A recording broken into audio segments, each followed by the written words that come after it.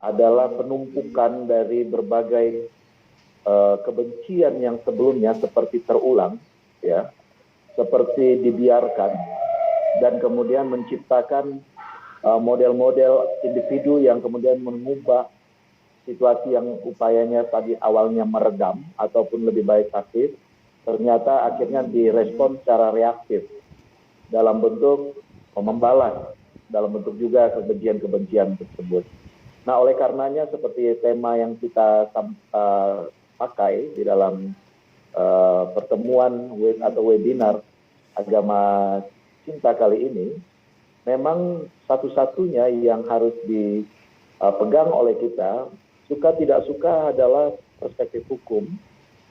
karena ini adalah platform bersama kita supaya kita hidup bisa tetap dalam keteraturan dan keadilan, terutama itu. Di balik itu ada catatan pula bahwa memang kebiasaan kita yang kemudian telah melegalkan dan menjadikan bagian dari konstitusi kita bahwa setiap hate speech ataupun juga penebar kebencian dan sebagainya itu adalah bagian di dalam tindakan kriminal atau yang perlu ditindak secara hukum, sehingga memang yang biasa di lapangan yang sebenarnya tidak perlu disoroti, tidak perlu diberi panggung, akhirnya suka mengada-ngada dalam ceramah-ceramahnya, dalam kanal-kanal media sosial yang dimilikinya, yang pada akhirnya sebenarnya itu yang akan menyebabkan rantai kebencian atau dendam, rantai ingin membalas itu akan terus terulang. Apa yang dilakukan oleh saudara kita, ya, mungkin masih ada yang mau mengaku saudara, ya, saudara kita Fauzan dan sebagainya itu, yang sebenarnya yang lain juga banyak yang tidak terekspos dalam media kita, adalah bentuk yang tadi oleh karena kebiasaan yang kemudian dibiarkan, lalu kemudian ada tebang pilih, ya, tebang pilih terhadap orang-orang yang melakukan hal yang serupa. Padahal sebenarnya jika kita tidak menaruh perhatian terhadap orang-orang yang demikian, sebenarnya itu tidak akan mendapat panggung sendiri atau tidak akan terviralkan sendiri. Kecuali, ya, dari juga aparat cyber kita juga cepat untuk kemudian menetralisir atau kemudian mengisolasi hal-hal yang seperti itu. Itu jika di dalam bentuk media sosial. Nah, celakanya banyak di dalam hal-hal yang sifatnya onsite atau luring, pertemuan-pertemuan di rumah-rumah ibadah atau di komunitas-komunitas, hate speech seperti itu, ajakan-ajakan yang buruk, ajaran-ajaran untuk menista atau kemudian merendahkan, mendiskreditkan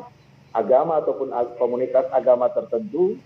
itu tidak bisa terrecord dengan baik, tidak bisa terpantau atau terlacak dengan baik. Dan itu terus berulang-ulang terjadi, bahkan menjamur alias bertumbuh subur di lapangan. Yang harus kita lakukan sebenarnya memang bukan pada tataran apa yang harus dihukum, siapa yang harus dihukum, atau